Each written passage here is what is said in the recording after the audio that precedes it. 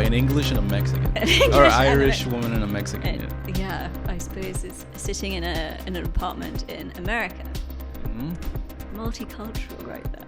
And like, I think for now we're together, but usually I'm in Mexico. Oh yeah, usually we'll be recording this. Maybe a few episodes will be here in LA, but then it'll be in Mexico. Then we'll be across oceans. At some point you have to come to Mexico. Yeah, I was going to come to Mexico, but didn't recently. Can I just say also before we start, this feels very weird, as Adrian was saying earlier before we pressed record, the modern way is pretending to have a private conversation, recording it for other people to listen to. In a public way, yeah. In a public way. That's very absurd. Yeah, there's something very eerie about talking to you, looking at you, and then like just holding a microphone. I know. I feel like a real idiot. Something else is being added here. Yeah, I know it's another dimension. We're also talking about inside voice and outside voice. Maybe that's something very English. You kind of repress your personal thoughts in favor of being polite in the public realm. I think isn't our mics like the Big Other right now? Yeah, it is. I know it's funny because I feel like I'm being watched, but no one is recording us. It feels very strange. It's very weird. We should also add that the pair of us are extreme introverts. We're being very brave right now. Yeah, I know. We should be given a medal of courage for recording a private well, actually, it's not a private conversation. I'm very confused right now. I feel like having a slightly out of body experience when we're doing this. Anyway, we should probably start talking about what this is that you are listening to and who we are.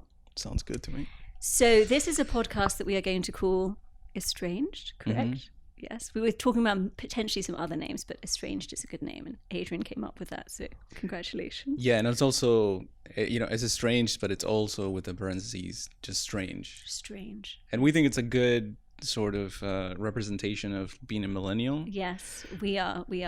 Being estranged from culture, being estranged financially, but also we're going to be talking about film a lot, right? Yes, so we are slightly ripping off our favorite father figure, Daddy Zizek. Oh yeah. By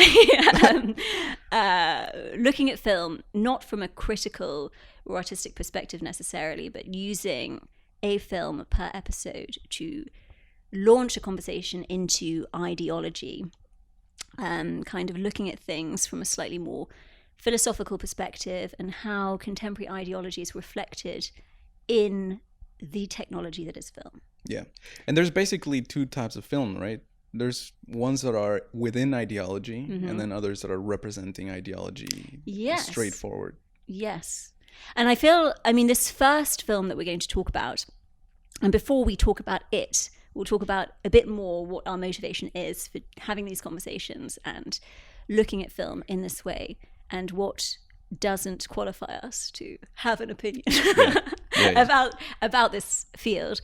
But the film we're going to talk about today is so unbelievably ideological. Within ideology. And so a lot of the films we're going to talk about aren't necessarily artistically incredible, aren't necessarily noteworthy films. Some of them will be, but we talk a lot about a lot of crap films, just because we're looking at them purely from an ideological perspective and what they contain in their way of being. Yeah, and I think we'll probably be using, we're not like philosophy experts or psychoanalysis experts, but I think we're both interested in that type of work. So we'll try our best to have like Hegelian readings, Freudian readings, all that jazz. Yes. So we're coming from a kind of continental philosophical perspective. We are both unqualified in those realms, but we like reading in that vein. Yeah. We like we would have better things to do if we were qualified, probably. Yeah, probably. People might actually pay us to write a book or something, but that's not going to happen. So we come from, I guess one would call it, it starts off with Hegel, then goes through Freud, then Lacan, then possibly the Slovenian school. We like, it's funny, one of our Actually, one of the reasons why we decided to take a go at doing this is because we both enjoy a podcast called Red Scare. Oh, yeah. And yes, it is very fun. And we perhaps have a similar perspective in some ways and not in others. It's somewhere, I would say it's somewhere in between Y Theory and Red Scare. But Red Scare is too chaotic. And maybe Y Theory is too PC. Yes, we aren't. Well, we can gradually reveal our position as we go. But the reason why I raised the Red Scare thing is that they have, I guess they call them godparents of their podcast. And I believe theirs are Michelle Welbeck, Slavoj Žižek, and Camille Paglia. And I haven't really thought about who ours would be, but... Just Žižek. Just Žižek. Yes, just Žižek. No, There's well, probably some other people as well that we both share a mutual admiration of. Sure, yeah. I mean, I think Todd McGowan probably fits in there somewhere. Yes. I really like his work. Yes. Probably Alenka Sabančić too with her new stuff, and Yes, especially her What new Is book. Sex? I think it's very Yes. interesting. I mean, there's somebody else whose living room we are in at the moment who is also very influential. Yeah, Yes. definitely. Yeah, Peter. Peter, yes. Just Peter. No, Just Peter Peter. Rollins. Yes. Yeah, for sure. I think that it's good that he left. Yeah, now There's- we can there's- bitch about there's- him behind his back. There's this story of that Denis Villeneuve was Yeah. shooting. What was his last movie?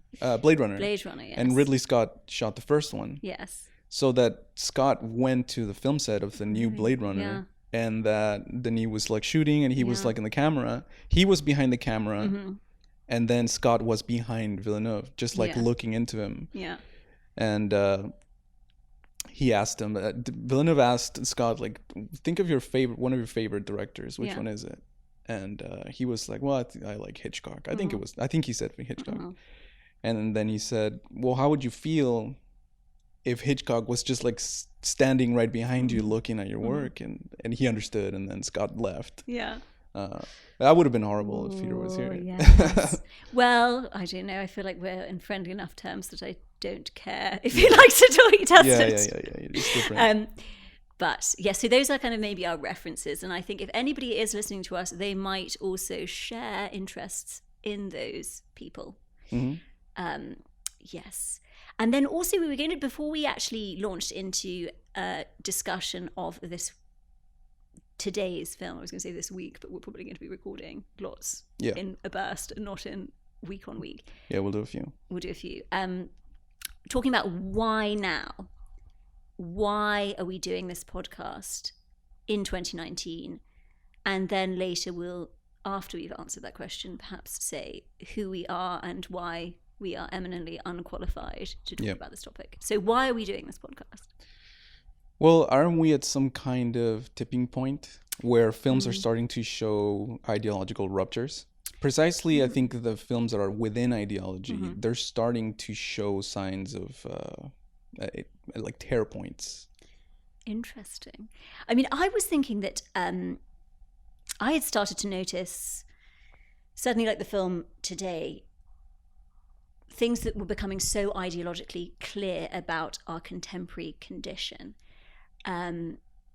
Obviously, we are culturally and politically at a point of slight chaos in terms of where we are going and what solutions or non-solutions we're coming to resolve that situation. And I think we both we met in 2016. Yeah. So I think we both are of a certain perspective which would say that certain emergence in politics and culture are symptoms of a wider system, and that responses that we have seen against those certain symptoms actually are fanning the flames of those symptoms rather than resolving them. Yeah. And that we are at a point where certain cultural, I'd say societal changes need to occur on a number of levels. But as Žižek would say, the point is to just think, don't act. So first of all, in order to we need to understand the system that we're in that has led to the current situation, and why we think that capitalism is itself and is inevitably resulting in a lot of kind of crazy symptoms at the moment, and that a lot of the responses are also within capitalist ideology and therefore just perpetuating the problem. Yeah, I'm not sure that film has changed the format. It's probably the same, but I think the way that we're connecting to film is changing, and it's showing sort of tears here and there. Yeah. And I think the same thing with capitalism or just the system that we live in, that capitalism has been the same. In fact, you were making that point earlier that people were freaking out about the 08 crash, but there's been a crash pretty much every decade. Yeah. So capitalism is not changing, but the way that we're understanding capitalism and the way that it works definitely is changing. I know it's interesting because film is basically, if we're talking in Freudian or Lacanian terms, is kind of within the imaginary realm. And it is interesting that even politically, and we're talking, not about film itself. We won't be talking that much about, film culture, but just actually about the works of quote unquote art. But just interestingly, in terms of your topic about how we're relating to film, it's interestingly how much the culture surrounding film has become so politicized, how a lot of political quote unquote activism is taking place in people who are associated with film. We see it a lot in things like award shows, how certain groups of people take quote unquote stands or certain, again, quote unquote actions. And it's interesting that it is emerging in this field that is, we're not, I guess we're seeing it in different fields, but it's like when, we as a society associate ourselves to the phenomenon that is film in a certain very imaginary way. There's a lot of transference and projection that goes into it. Yeah. And it is I haven't really thought about why ideology is so apparent in the film medium, and I'll have to think about it a bit more before I give some kind of stupid hot take about it. But I think I understand what you're saying. It's just it used to be that, or I think maybe activism is meant to be something that confronts comfort, that is covering over something, some kind of reality that is not immediately obvious. But there's something going on with the way that activism is being handled now, that it's being commodified. Yes, absolutely. And it's being enjoyed in a very strange sort of way. Kind of, so I think we're trying to go back to rather than changing it. So we're going back to square one, I guess. Yes. Thinking, not acting. And it's funny because there was a brilliantly awkward, I don't know if it's a debate between, there were two separate ones actually, it came out in 2017 between two liberal, I guess, I don't know, I would call them liberal authors in England and Slavoj Žižek. And it was a debate between Žižek and Will Self and Žižek and this author, Harry Kunzru. And I think that's what his name is. Sorry if it's not. But I haven't read his book, so I'm not an expert. But, a big bone that is picked with Žižek and his work, certainly from a liberal perspective, is, well, what are you going to do about it? What are you going to do about these problems? But actually, we would probably share the opinion that first we must understand. And so we are just two insignificant people from our unqualified perspectives discussing and trying to understand what is going on now. That sounds good. Okay, so tell me, Adrian, who are you? Well, I think what a stupid question is that? Who are you? I have no idea who I am. Yeah. No, I'm just kidding. Well, I'm a musician and I live in Monterrey, Mexico. I have a production company that's called Agalmata. And that's basically, I think it's a Platonic term, Agalma. Yeah, it's an ancient Greek term, right? Yeah, it means like hidden treasure, but I think for Lacan appropriated it for psychoanalysis, and it means sort of like it has to do with what causes transference. So within the company, it's like we're dealing with different artists, and we're trying to bring sort of alternative art that has an edge to it, particularly if it has a political edge. I think that's what we're looking for. But helping them get to sort of that, like, so that we can become a figure of transference for them, and we're dealing in this whole process of like bringing creativity to the front, and so that's basically it. And I used to have a band called Ave. I'm working on a different project now, and well, actually that's part of why I'm here in LA, because we're working on that project. Yes, we will be working once we have motivated ourselves to sit down and work on it. Yeah, but yeah, I'm very excited about it. But yeah, that's basically it. That's who I am. And so have you always been of this kind of perspective? I mean, it seems like you're talking about your work and your production company, how it's focused and it has a certain drive towards it. Was there a turning point for you that you decided to kind of amalgamate that motivation into your productive work? No, I haven't always been of this. I grew up in a very conservative household. And I went to a very, very conservative university, ORU or Oral Roberts University. Actually, it was funny when you told me that you went there. I was like, this mythic, I don't want to say ridiculous, but this mythic kind of place that I was like, are there people in today's world who actually go there? Yeah. No, it's the real. strangest. Yeah. It's the strangest sort of place, and we'll have some stories about that later. But I basically was very disillusioned. I went so I could study philosophy. And but it was within the context of like Christianity. Philosophy within that world. What is that? Well, it was like, this is what Nietzsche said, this is what Pascal said or whatever, but it doesn't matter because the Bible says this. So it's just like, it's weird. So they did actually introduce these people into the classroom, and then were like, but no. No, I was extremely biased. So like, at some point we talked about like Tillich, for example, but the only thing that the professor really said about Tillich was that he was a sexual deviant. Amazing. And then he just brushed him off like that.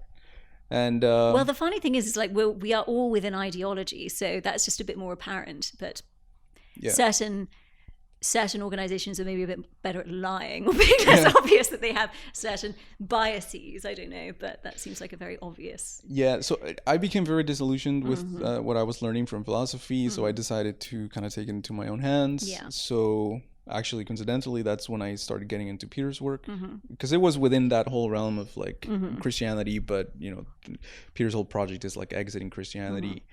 And I started like from him. I learned about Zizek, and then Hegel, and then Freud and Lacan and all these other crazy guys. And I'm doing my best to understand them, but it's not a thinking, or it's not a thinking world that I'm completely familiar yet. I'm still learning a lot, and I'm there, Yeah, amazing. And I guess we kind of connected through your interest in Peter's work, correct? Yeah. I met Peter here in LA. He was doing an event, and I came up to him and I was like, "Hey, if you ever need any music," actually, it's funny because I told him, "I bet you know tons of musicians." Yeah. Well, I'm just adding myself to a list, and he was like, "Well, I know some musicians, but none that are interested in this whole kind of radical theology thing." So I was like, "Oh, I'm your guy." Mean, I guess we do know a lot of musicians, but maybe none that are like. Well, I know. Actually, I lie. There are some that we know that are interested in this realm, but not necessarily incorporating it into their very kind of work. Yeah. And I should add that Adrian is very modest. He is an incredible musician, and we connected because we were making a film, and you had heard that we were making a film, and so you volunteered your compositional services to us, and you sent this like very like overly modest email to Peter saying, "Oh, it's my music," and I looked I him told up. I told Peter something like, "It might seem like I want to help you with your film, but really I'm asking you to help me because I want to be a part of this whole short film thing," and which is now a reality. Yeah, it's now a reality after a while. But no, I found your work online and was just completely blown away and knew. I don't know. It's funny. I was talking to another friend the other day. I feel like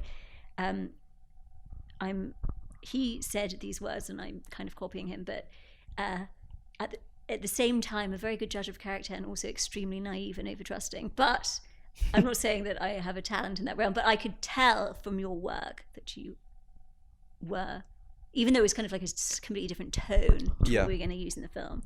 And I'm not saying that like I, just in a kind of like, not trying to sound like I can tell. You know what I mean? Yeah, no, I'm very bad at expressing myself. Well, in the church world, that's called discernment. And I think it's like, isn't that like one of the fruits of the spirit or something like that? I don't know anything about religious But it's like things. discerning. Actually, there's a lot, it became kind of an annoying trend of people that think that they can read other people's spirits. I know, well, exactly. This is where we don't want to veer off into anything that is not reasonable. I'm very much against that kind of realm. But anyway. No, but I completely understand where you're coming from. I totally get it. Yeah. And well, that goes to, we ended up working together, and that points to like the whole Making Love, the short film. So what about you? What are you? Yes, again, it seems weird when the question is turned to me. Who am I? I don't know.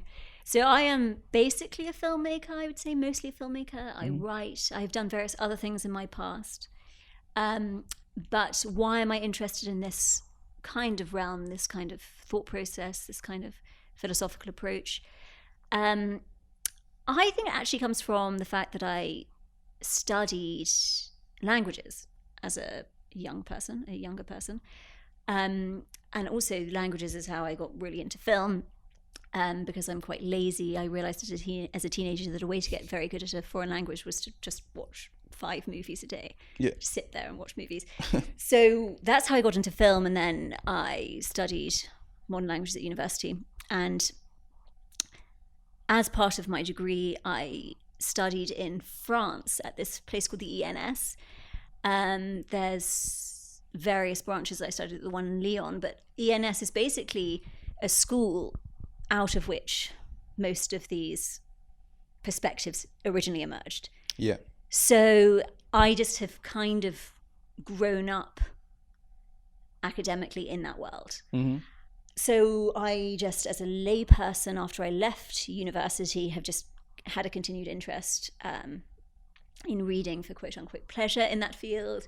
Who's some of the people that have come out of there? We talked about Meyasu. Yeah, I mean, it's just like everybody who's been to, who's it's called École Normale Supérieure, and it is just it's just where it's Delos came out of there too. Yeah, it's just it's like the way French universities are kind of like organized is at a certain point there are certain schools that are focused on certain specialities, and ENS is kind of like the academia school. You have, engineering and economics. So it's people who are going to become academics, basically. Yeah. And there's a science branch and an arts branch. So there's very few students, but people who are going to become philosophers or professors in philosophy or whatever go through that school. Yeah. So it's just a very small thing. There's a couple of branches. I went to the one not in Paris but in Lyon, and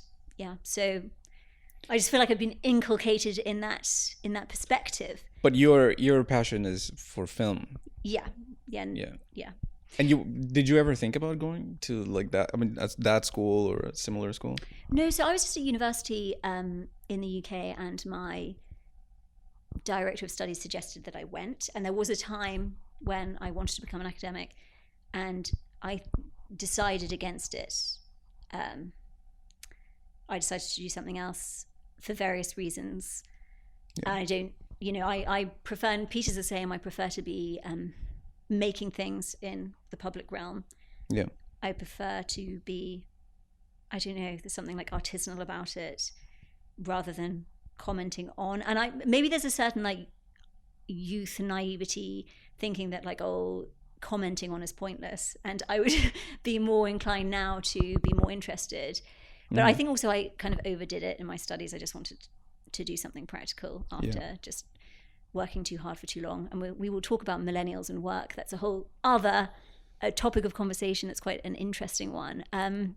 But yeah, so Peter and I met kind of over a shared interest in these thinkers in a kind of continental philosophical perspective. Weirdly, I had read a paragraph of one of his books. I found one on a bookshelf somewhere, and it was a paragraph talking about Nietzsche, and it was in Nietzsche in a kind of an interesting way. And I thought, this is quite interesting. And then 2 years after that, I met him. I didn't actually read his book. I just read a paragraph, and then we kind of hit it off. And he had wanted to make this film that we have eventually made together. So, yes. Yeah. And I wonder if I've missed anything out of that introduction about why we're interested in these topics? I don't think so. Well, we're just naturally attracted to them. Yeah, it's just potentially personality type thing. No, only jokes. We don't like personality types. Okay. So should we talk about reveal? I mean, the thing film? Is that we will have titled this. Perhaps. Oh, we'll talk about it at the end. I was going to say if there's, anything you're working on that you want to talk about, but we'll talk about that at the end.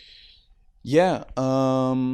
Well, I'm working on a project called Error, which is a sort of tripartite project that it has a musical side to it. So there's going to be an album release to it, and then a series of short films that function also as sort of music videos, and then written sort of text that come with it. So it's those three things, and they're kind of holding hands. And I don't know. I'm thinking that maybe.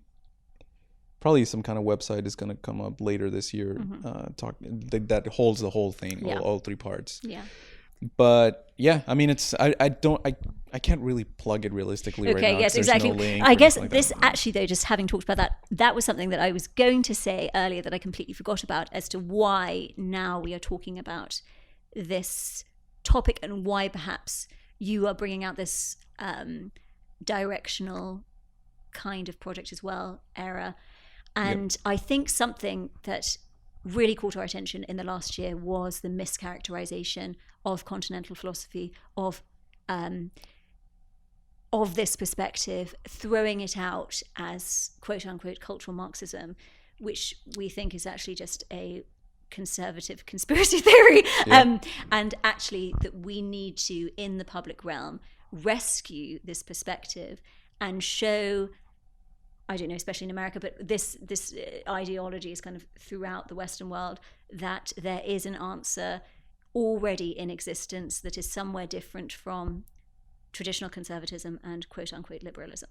Yeah. And this is something that we would be discussing in this podcast. Yeah. Isn't continental philosophy sort of like the perfect answer to this whole kind of new agey thing of like being yourself and trusting yourself, and I mean, obviously also individualism and all that, and something that we see in, well, specifically in the film that we're going to talk about today, it's definitely very strong. It has very strong themes of individualism and just picking yourself up from the bootstraps and all that shit.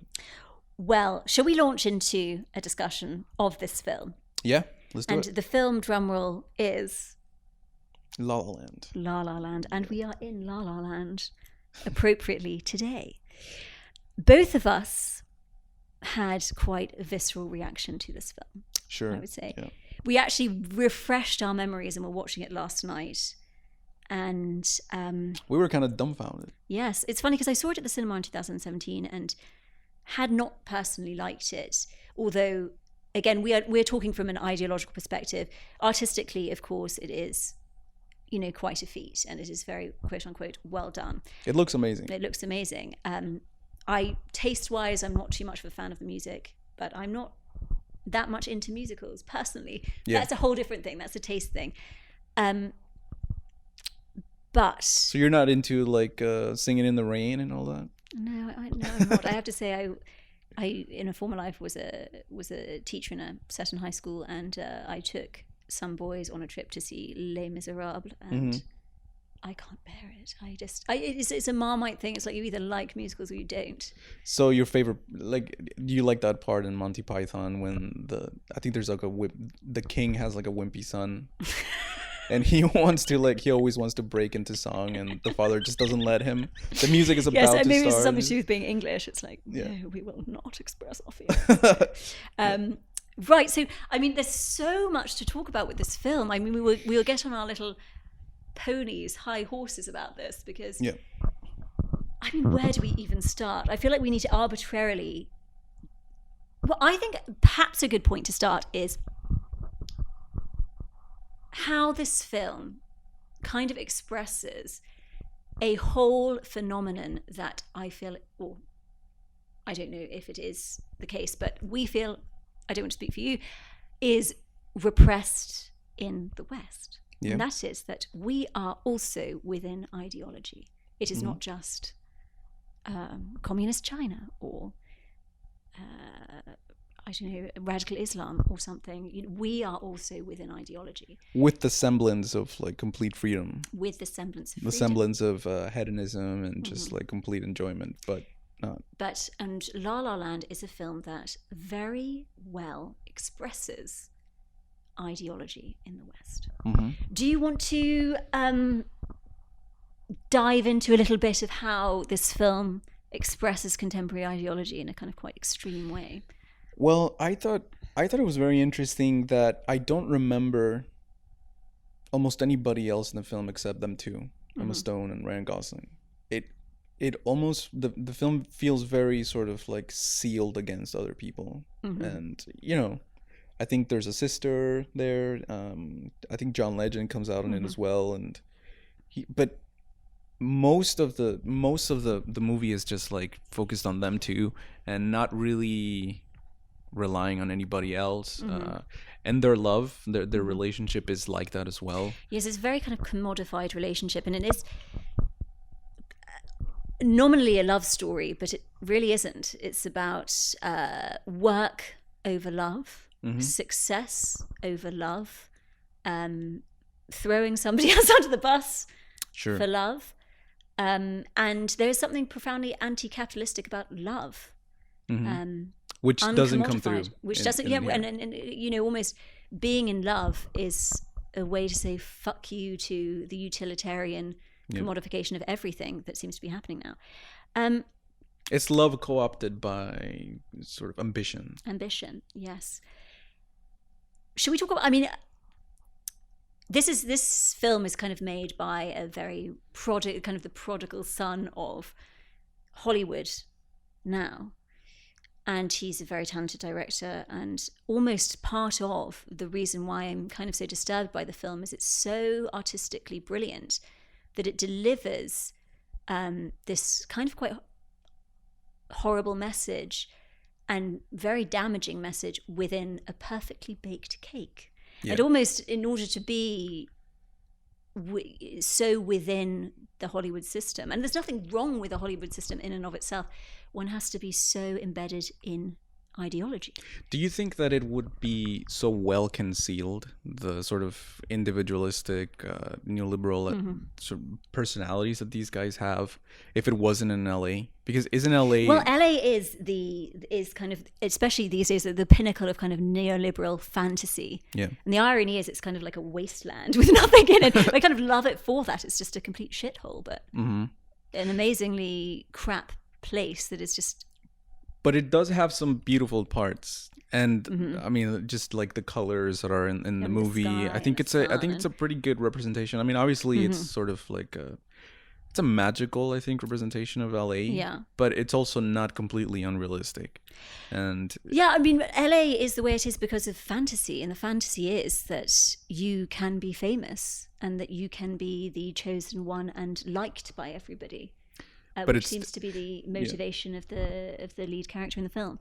And I think it's this sort of semblance of freedom that we're talking about, that really underneath it's complete servitude to your work. And so I feel like fantasy, I don't know how, our audience might be well versed in the idea of fantasy and the idea of the lost object.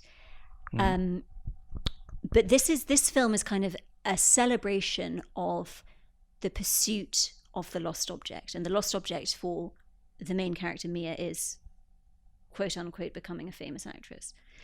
And I feel like this is the most important scene for me is the scene where Seb is playing in his jazz club at the beginning of the film as kind of a pianist for hire, and he has to play Jingle Bells, etc., etc., etc. The film seems to be saying that all the people who are the norms, who are visiting this restaurant and just want to hear this shitty music, are the zombies. And that he, because he is pursuing his dream, is the kind of artistic rebel of the system. But I would argue that he is the zombie, and the people who have managed to find enjoyment in the normality of life are the people who are free. Yeah. If that makes sense. Yeah. So a zombie, if we look at something like The Walking Dead, are people who pursue and pursue and pursue through drive rather than desire, and end that eventually kills them. So they are sacrificing themselves for a goal. Yeah. Because they believe, as kind of we all structurally believe as humans. I mean, there are lots of givens that we're talking about now, so we will gradually break this down throughout this podcast. So to be human is kind of to orientate yourself in Lacanian terms around the lost object, which is kind of something that we believe will return us to this realm of feeling whole and complete, kind of before language, our mother's womb. But kind of the cure of psychoanalysis is to realize that that lost object doesn't exist. Mm-hmm. So this film is kind of a celebration of the pursuit of this lost object, which in and of itself is fine. You know, Lacan says, do not give way in terms of your desire. So, you know, both pursuing the goal and not pursuing the goal is fine, but it's kind of the texture of the pursuit. But the film is kind of seems to be saying that there is a lost object and it will make you happy and you are destined to achieve it. And that is basically what capitalism is. Yeah, that's a great point. And I think it connects with another part of the film that I thought was it spoke to me a lot, or at least I saw it as this kind of rupture that we're talking about.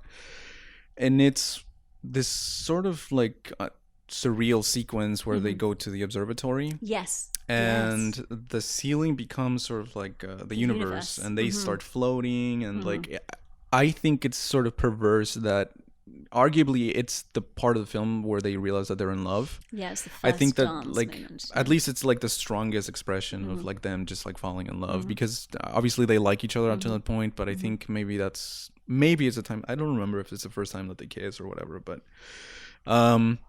it's interesting that what makes them fall in love is just feeling alone in the universe. Yeah, and it's interesting because the word universe has been co-opted by a lot of kind of new age religions to mean kind of the oneness. Yeah.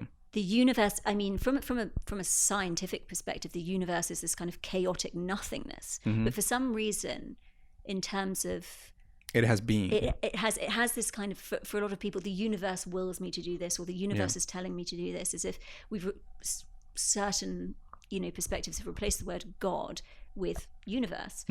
And it's like they are these individual beings in the universe, and the universe has the stars have arranged for them to be together. Yeah, there's something very disturbing about that, in that the universe isn't looking after you.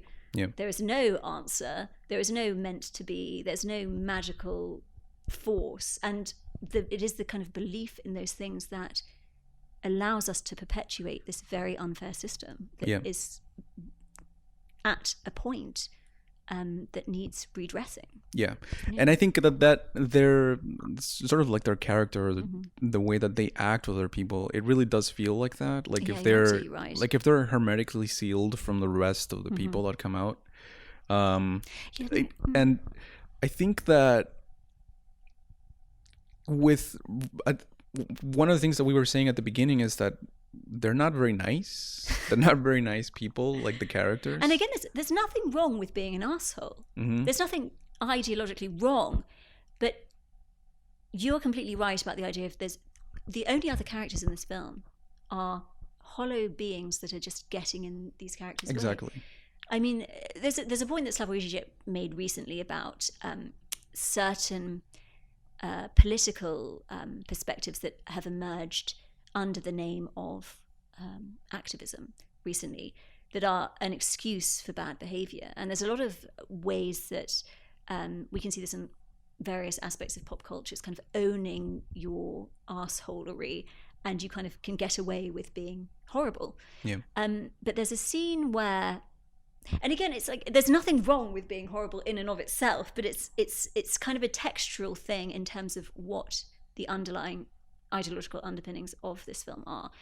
And this girl has a boyfriend who has invited her out for dinner, and she's forgotten, and then spends the whole time kind of, these people are talking about their normal lives as business people, as if they are the baddies, as if they are the zombies participating in the system, when she is the zombie who is so emotionally driven to be the pinnacle of what are imaginary fantasy is in capitalism, which is this kind of chosen person who appears to be outside of the system but is within the system so much itself, this famous person, that she just leaves or just considers herself to be above all these other people. And it's interesting also that it happens in the point in the movie where Ryan Gosling sort of decides that he might let go of his ambition, in order to because he overhears a conversation that Emma Stone is having with his mom.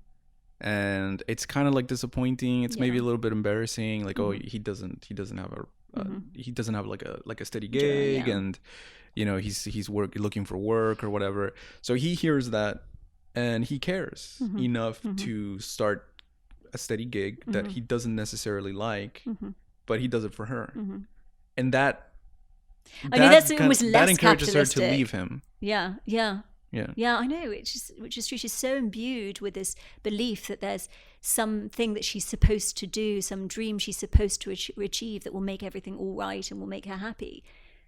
Yeah. That, I mean, funnily enough, I'm not sure if this is intentional or not, but when she has achieved it at the end of the film, she doesn't seem that happy. No. Well, although she has the job. She has it. I mean, Seb does say at one stage, you just want to be liked. And she does go into her old job and has the satisfaction of being served and given free coffee, and everybody is amazed by who she is. Which just seems like a strange motivation. Yeah. And she ends up in a relationship that is less hot and heavy, I guess. It seems like completely kind of normal. I mean, who knows? You can see very little of the relationship. But it seems maybe like if the husband is also just completely servile to like her, like for example at the end she's the one that decides like if they leave the club and everything, and so I think that she found someone that was completely like supporting like her like ambitions. Her drive for ambition. No, absolutely. There's one other thing that I was going to say about this film that I had on the tip of my tongue. Maybe I won't remember it. Maybe I will. But oh yes, it was, I mean, this is less of an ideological thing, but I feel it's emblematic as well, is if you are so in love, one film project is not going to be there are things called Skype. I mean, that's kind of a logical thing rather than an ideological thing. But I guess it's just emblematic of the fact that, you know, this person wants fame over enjoyment. Yeah. Do you think why is it that this story I think resonated so much with, because it won an Oscar, right? Or it did. Well, she did, and then there the was director. The whole thing of it won Best Picture, but it didn't. Because that's Moonlight true. won, yes. But Damien Chazelle did win Best Director. Yeah, I mean, I think Oscars are an interesting thing to go by, in that there's a lot of, I mean, power play. It's a lot of money involved. There's a lot of campaigning. So I'm not sure that it represents at all what a best film is. And it's certainly, you know, from an artistic achievement perspective, it's very, very good. I don't think that could be argued with. And he's a very, very good director, and he's a very good writer. But it potentially, I mean, resonate with a lot of people as well, because we are all in ideology, you know, and the idea that you as a normal person, like this normal, the character seems to be deliberately very normal. The main character, she's a very normal girl in terms of casting. And it's kind of a trick that capitalism has pulled, that we now, you know, we used to see actresses and actors as kind of demigods, as kind of the equivalent of an American royal family. These were people who you were never going to be, but, you know, for this moment of escape, you watch this projection of a certain reality. But now there's this kind of desire to have ourselves reflected back to us on screen, which I think is not necessarily a good thing, because it's kind of telling us that we also can be plucked from obscurity. We also can be this normal person who is in a modeling campaign, who is a famous actor or actress. And it's kind of perpetuating this lie of capitalism, this lie of meritocracy, and this lie of the American dream, that it could be you. Yeah. And I feel like in order for things to change, we have to realize that, you know, it might 1 in a billion be me, but it won't. Yeah, and I think that we're not necessarily saying that you can't be in a relationship that is true in love and not also have a career, but there is something sort of there's something about love, the true love, that ends up corrupting your life momentarily, and it makes you question what you're doing with your life. It technically kind of ruins your life. Yeah, it does. Yes, And absolutely. at no you can't point- think, you can't sleep, you can't work. Exactly. And at no point did their love disrupt their lives. Yes. Or especially I think hers, because I think at some point, you know, what we talked about, that he kind of decided to take this gig that he didn't really like. But at no point did she seem disturbed by the love. No, you're right. It wasn't kind of. Peter's quite an interesting view of love. It's like kind of, it's not a thing, but it's a no thing that illuminates everything. Yeah. It's a sudden kind of rupture where everything is different, but nothing's different. And I think you're right. And so I think Badiou has made this point of like of dating apps and all this stuff. Like, it's love without the fall. You remember that? Well, yeah. I mean, we could. And funnily enough, we are talking about a love story, so I feel like this is a whole other Pandora's box that we could go into about love and relationships in the 21st century, sex, all these things that have. I mean, yes. Where do we start? 68. I'll just say what Badiou meant by that. So he's talking about like Tinder, for example, that you can swipe and if you swipe simultaneously or no, what's the word? Badiou has this thing that with like Tinder and all that, if you swipe mutually positively, like you can sleep together, and it's sort of like these like one night stands, and something might come off of it, but it really is not like falling in love, and it doesn't hurt you, and it doesn't disrupt your common life. And I know it's funny. There's a line that we actually took out of Making Love about the idea of falling in love. It's, you know, it's painful, and it's why it's called falling in love. Yeah, it's a huge amount of risk, and there's potentially no reward without the fall. Yeah. I mean, we could talk a lot about potentially gender roles, etc., in terms of risk and how. There's a lot of confusion about these things now, and a certain kind of we've logically emerged at this point how no risk, sex and dating and love has become a no risk zone, and then the everything is possible, everything is permitted until it's not, and it's kind of the border of the self. It's the only no that exists now is, do you want to have sex with me, yes or no? You know, sure. So that's kind of the limit. Well, it's a very strange time. We have commodified ourselves on apps. We kind of present ourselves in a very marketed way. Yeah, I mean, it's a whole discussion. Yeah. But you're absolutely right that there's no real falling in love. There's no real pain associated with this relationship. It's funny because we were talking about it yesterday in terms of, you know, the mechanics of writing a love story, and all stories have to have conflict, and how do you get conflict into a love story? It's quite a difficult thing to do. And they do have conflict in the story, and it's them being horrible to each other at the beginning. Yeah. But there's no real conflict in love itself. Love is messy and painful and dangerous and horrible. Yeah. And amazing at the same time. But it's not really a love story. I'd put it more in a category of A Star Is Born. It's a fame story, you know. It's a fame story. Yeah. Absolutely. Yeah. I don't think that it would have, I mean, based on what we know of the character, it doesn't seem like it would hurt as much to lose him as much as her career. Yeah, absolutely. I think that if she would have lost her career, I mean, she would have had a breakdown or something. Yeah. It's interesting you raised a point about having a relationship and a family and a career. And it is interesting, you know, we talking about the spread of capitalism to every single realm, that, you know, there's potentially something profoundly capitalistic about being a woman saying no to all of that. But I mean, I'm as somebody who loves working. Yeah. But I've had moments in my life where I've had moments in my life where love sort of incapacitates me from working. Yeah, absolutely. I think that definitely does happen sometimes, where you just feel you feel like you can't really do anything. Absolutely. Our main character making love. Yeah. Can't sleep. Doesn't get pleasure from work anymore. Doesn't get pleasure from life anymore. Food doesn't have any taste. I remember that. Yeah. Yeah.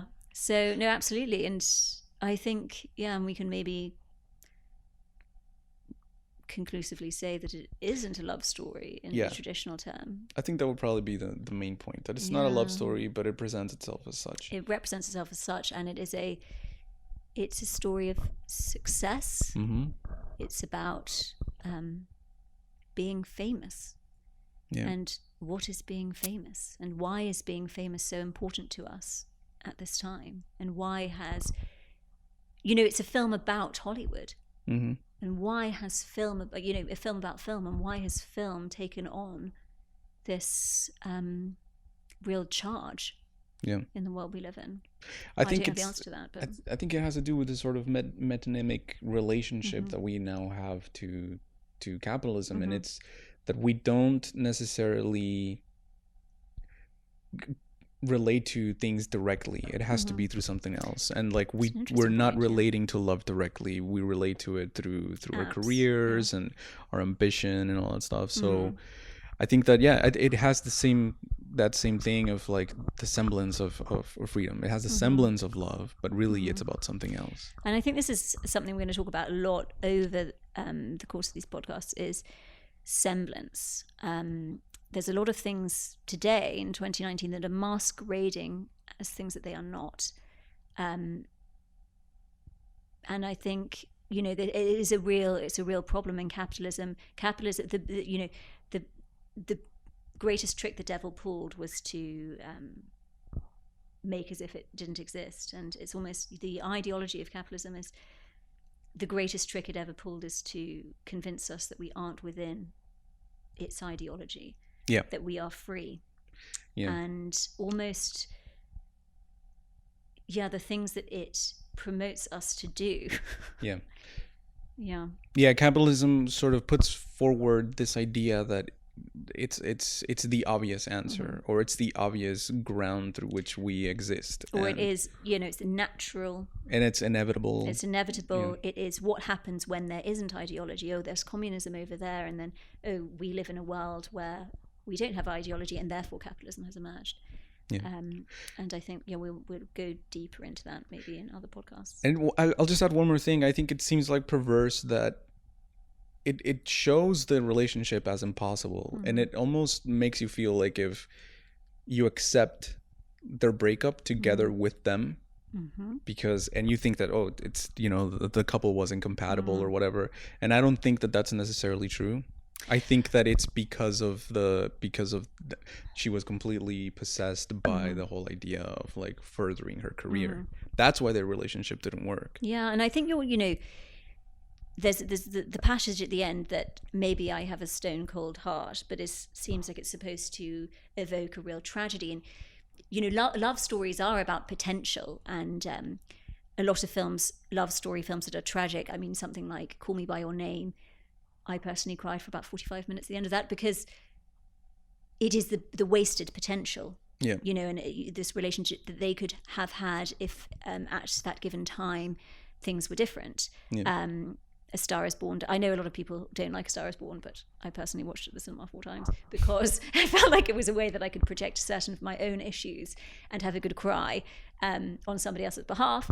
But the tragedy of that impossible relationship, there's a montage at the end as she's singing her final kind of memorial song that he wrote after he killed himself of, what could have been. But I felt nothing in La La Land. There's the passage of the what could have been, the imaginary what could have been. Because they just don't. They don't. It's like cheap champagne. They don't. There's no fizz to it. I think that's where it shows its ideology most clearly, and it shows as if the relationship is obviously impossible. But and the kind of if only things had been different. But even if things were different, I feel like structurally it was never going to work out because they weren't in love. Or she wasn't in love with him. Anyway, so there we go. We made it to the end of this first podcast. It's potentially a little bit waffly. Yeah, but that's of what course. podcasts are for. And that's why it has to be the first one. Yeah. And anyway, I've had a lot of fun doing this. Yeah, it was good. It was good. Okay. Do we press stop? Yeah. Okay. All right, so we'll see you guys next time. Bye. Bye.